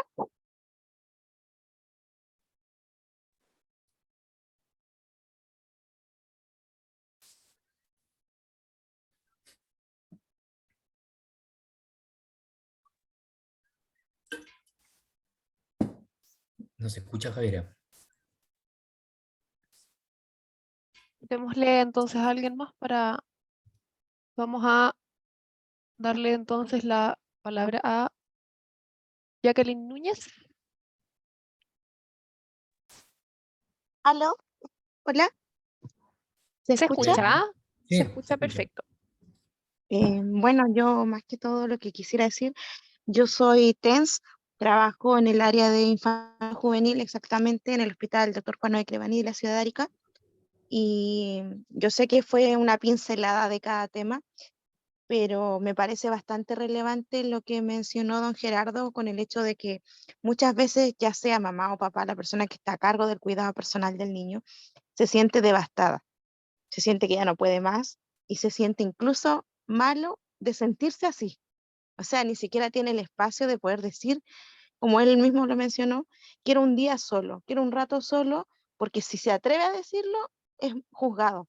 Entonces quizás falta, y yo creo que falta mucho, en todas las áreas, colegio, nosotros como profesionales de la salud y todas las personas, tratar de concientizarnos, ponernos en ese lugar y dejar de juzgar para poder ayudar y como un equipo a que las personas, porque como dicen, nosotros somos los agentes de cambio, pero también nosotros somos las personas que podemos ayudar en eso. Entonces lo encontré como súper bueno que lo dijeran, aunque fue súper corto que lo dijeran, porque hay personas que a veces no lo toman de esa forma, no le dan la importancia a eso. Y solamente eso, quería darle gracias por haber tocado ese punto. Muchas gracias, Jacqueline. Yo creo que estuviste en la clave, porque hemos intentado también verlo ahora, que es el tema de no perder la empatía, no perder la empatía de los contextos. Y me acordaba también en el contexto de salud, hay un estudio que también lo vamos a profundizar en el diplomado, que se hizo con profesionales de la salud en términos del control de niños sanos, a propósito de la coparentalidad, y se pesquisó, ¿no es cierto?, que la enfermera o la TENS, en el control de niños sanos, de hecho, había solo una silla siempre. O sea, se daba por hecho que el niño iba a venir solo con la mamá. Entonces, cuando llegaba con el papá, no había que el papá donde se sentara, y se hizo todo un análisis respecto, por ejemplo, que la TENS o la enfermera, todas las instrucciones se las daba la mamá, toda la mamá, la mamá, la mamá, y nunca miraba al papá. Y entonces también ahí, por eso que hablábamos de la importancia que tenemos nosotros todos, desde los distintos roles que nosotros tenemos como agentes de cambio, a poder reflexionar y mirar cómo lo estamos haciendo, qué prácticas estamos haciendo, cómo estamos replicando modelos tradicionales donde parece que seguimos diciendo que el cuidado es femenino. ¿Ya? Entonces también es como tarea para la casa, ¿no es cierto?, pensar en las intervenciones que estamos haciendo, los distintos roles que nosotros tenemos como papá, hermano, hijo, qué sé yo, cómo estamos también cambiando un poco el switch de decir, oye, no, pues si el cuidado no solamente es femenino, el cuidado es transversal. ¿Ya? Así que eso, gracias, Jacqueline. Muchas gracias, Jacqueline. Vamos a darle la palabra a Luis Esteban Muñoz.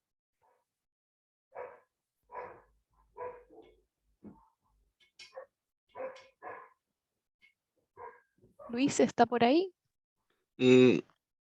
Sí, sí. Ahí se escucha perfecto. ¿Cuál es tu Ah, ya. pregunta? Sí, o sea, bueno, comentario y pregunta. Bueno, yo trabajo en un establecimiento educacional de niños de básica y igual ahí se está dando una trayectoria histórica que se ha ido dando con el tiempo, paulatinamente obviamente, respecto de la parentalidad o la responsabilidad, ¿cierto? De tanto de padre apoderado y familia en general, porque como al igual que la compañera que mencionó que trabajaba en un centro de salud, y como mencionaba el exponente, el profesor, de que muchas veces se ve solamente a la madre. En los establecimientos muchas veces pasa lo mismo. A las reuniones iba la mamá o el papá. Y resulta cómico que hoy en día se esté dando esta posibilidad de que asistan los dos, aunque por temas de aforo igual y por tiempo se entiende que muchas veces viene uno. Ahora, un tema de la responsabilidad que sugerí yo en el colegio, por ejemplo, es que ¿cómo se llama? El centro de padres apoderados siempre decía, oye, que ahí venden droga a la salida del colegio, ¿y por qué nunca Carabineros está ahí? Y yo le dice, ¿y por qué ustedes no están ahí, po? Al momento de que sus hijos entren al establecimiento, forman cuadrillas, se me ocurrió a base de que vi una película y se da en otros países donde se ponen de acuerdo los padres o apoderados, se ponen un chaleco reflectante y hasta que el último del estudiante entra, ellos se van. Y a la salida de clases pasa lo mismo. Así que por una parte quería compartir eso y lo otro felicitar y me acordé del tema de respecto de lo que es la patria potestad y todo eso. Eso era. Gracias. La importancia, Luis, de criar en comunidad. Ya, leía también en el chat y estoy leyendo todo el chat para siempre uno aprende mucho en este tipo de actividades también y lo voy leyendo y aprecia todo eso, ¿no es cierto? De la importancia de que tenemos que transitar a criar en comunidad. ¿Ya? Creo que eso nos va a servir mucho. Muchas veces en los establecimientos educacionales está como esta lucha entre el colegio y los apoderados, ¿no es cierto? Así como una tensión. Porque claro, porque por un lado el colegio responsabiliza el comportamiento de los niños a los padres y los padres muchas veces responsabilizan al colegio de cierta conducta de su hijo, cuando no hay una mirada colaborativa, ¿no es cierto? Una mirada de que todos somos responsables. Si nosotros entendiéramos el bienestar infanto-juvenil como sociedad donde todos somos responsables de lo que le pasa a un niño o una niña, estaríamos en otra sociedad. ¿Ya? Lamentablemente el modelo nos ha dicho lo contrario, ¿no es cierto? Un modelo individualista, ¿no? Un modelo donde yo no hay comunidad. Entonces, qué bueno que en todos los contextos que nosotros trabajemos, el desafío es justamente avanzar a una crianza en comunidad.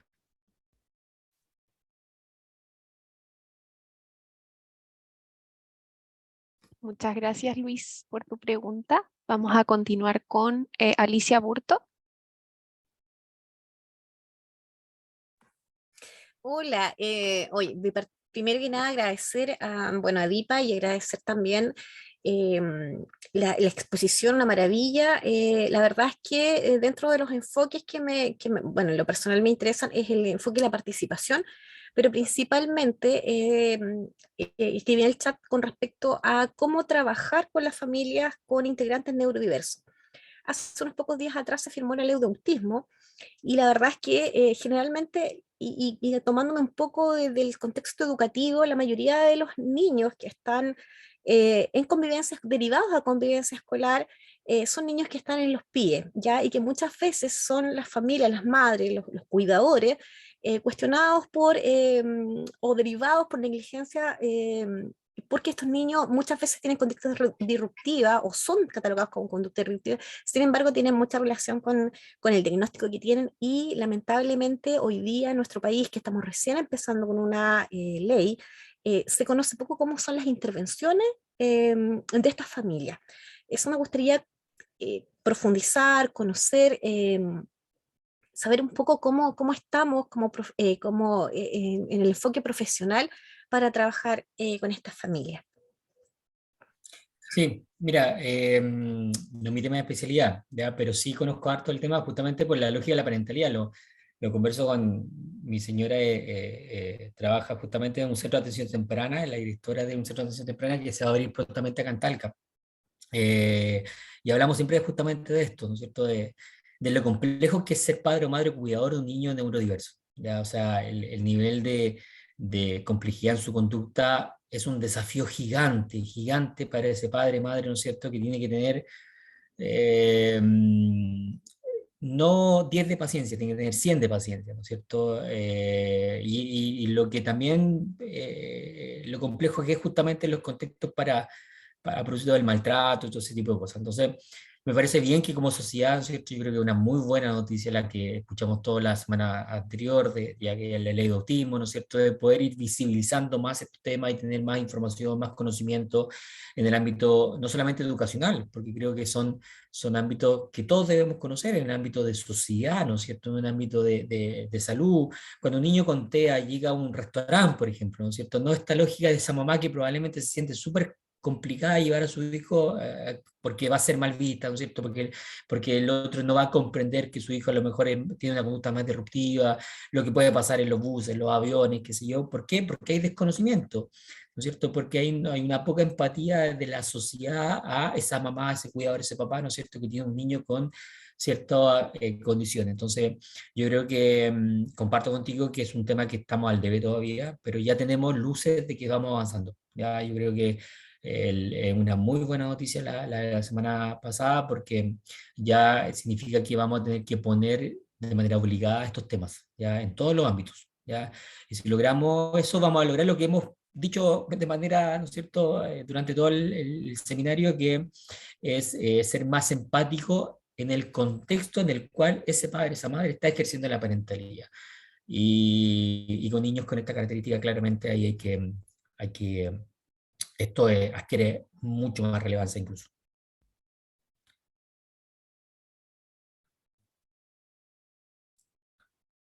Ya, quedan 3 minutitos, así que ahora sería la última pregunta. Vamos a darle la palabra a Ruth Riquelme. Hola a todos y a todas. Ah. Disculpa, lo que pasa es que la señal está ese nombre. Mi nombre es No se preocupe, Isaías. sí. Adelante, ¿cuál es su pregunta?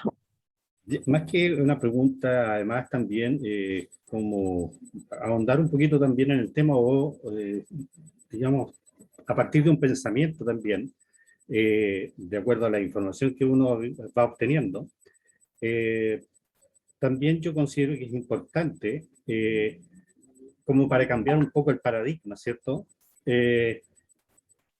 Hincarle mucho más digamos, al tema de las habilidades parentales, en que, tal como lo plantea, por ejemplo, Barud y D'Artagnan, que son los autores, digamos, y además que son chilenos, que ellos plantean de que es relevante que no solamente los padres, los niños también entiendan de cómo uno puede adquirir esas habilidades a partir de la información que los profesionales podemos dar a través de los colegios, no sé, de entidades grupales como clubes deportivos, lo que sea, para poder ir cambiando ese paradigma y para que la gente tenga una mejor información más acabada, digamos, respecto de cómo ser un buen padre o cómo llevar bien una parentalidad.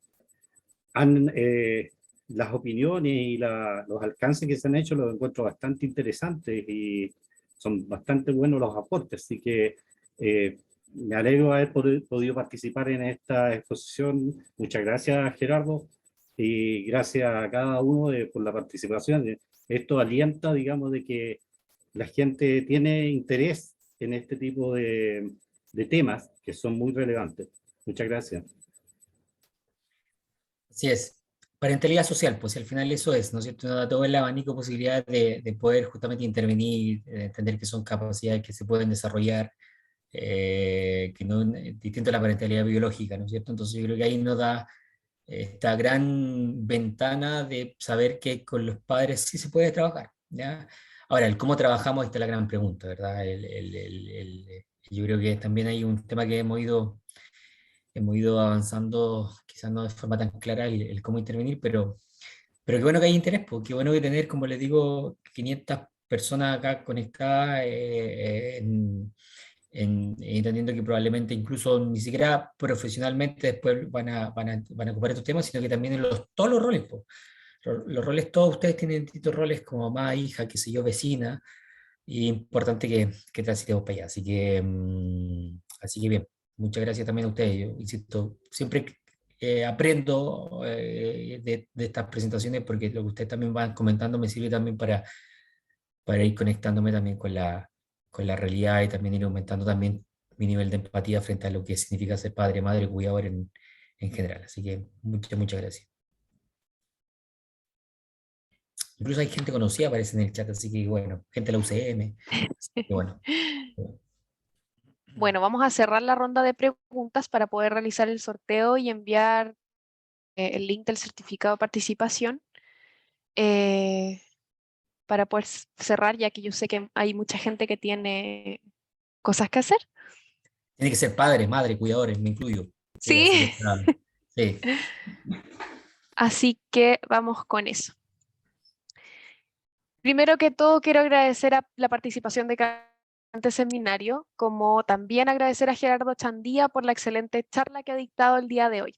Y a continuación les voy a dejar el link que pueden optar por el certificado de participación del seminario para que puedan rellenar hasta 24 horas luego de la sesión impartida el día de hoy. Les voy a dejar primero el de Chile, el cual ya mandé, pero con los mensajes de repente se va un poquito, ¿verdad? Así que voy a dejarlo por acá en el chat.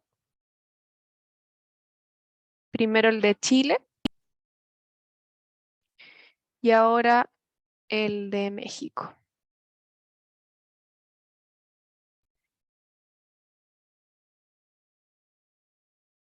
De todas maneras, ahora cuando comparta pantalla para realizar el sorteo, voy a mostrar los QR para que sea un poco más fácil desde el celular. Compartir pantalla para que podamos proceder al sorteo del cupo al diplomado.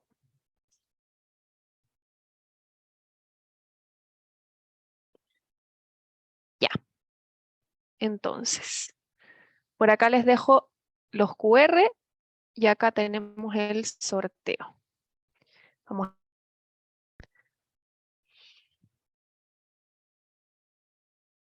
Ganó Macarena Bugueño González. ¿Está por ahí? Macarena está, así que vamos al segundo nombre. Damaris Valenzuela.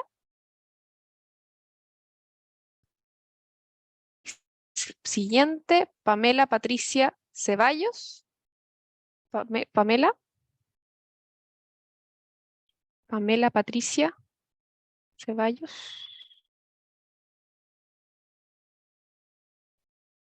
Vamos entonces al siguiente. Si es que escuchan su nombre y tienen tal vez otro nombre, pueden levantar la mano y ahí yo también voy a saber que están presentes. Bueno, Andrea Montserrat de Lois Sáez. Andrea. Tampoco está, no la veo. No. Camila Melibilú. Camila está. Hay varias Camilas, pero no sé si está exactamente Camila Melibilú.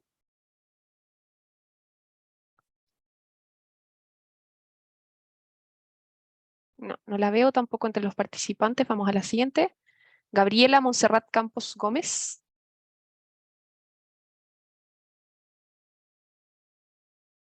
Tampoco la veo entre los participantes. María Duarte. María Duarte. Ahí está, María Soledad Duarte. No sé si qué será. Sí, debe ser la misma María Soledad. ¿Estás por ahí? Si estás por ahí, ¿me puedes levantar la manito para saber que estás presente? Ahí está María Soledad, perfecto. Bueno, voy a dejar de compartirles pantalla. Y bueno, felicidades María Soledad, te agradecemos que hayas participado en la sesión del día de hoy y te felicitamos por haber sido la ganadora de la beca del Diplomado de Intervenciones Terapéuticas en Segunda Infancia y Adolescencia, por lo que te comentamos que el día de mañana te contactará la encargada del curso para hacer efectiva esta beca. También agradecemos a todos y todas las participantes de esta charla y por supuesto al expositor por haber compartido sus conocimientos. Muchas gracias, Eduardo, y los esperamos en futuras ocasiones para que tengan muy buenas noches. Que estén bien. No sé Chao, si quieres chao. agregar algo, Gracias. Gerardo. Eso. Sí, eso, Muy Gerardo, buenas no, noches a pero todos. Sí, no, Gerardo. que se inscriban en el diplomado, así que estamos bien. Ya, que tengan buena noche. Nos vemos. Chao, Sí, chao. Chao. felicidades, María Soledad. Chao, chao. Hasta luego a todos.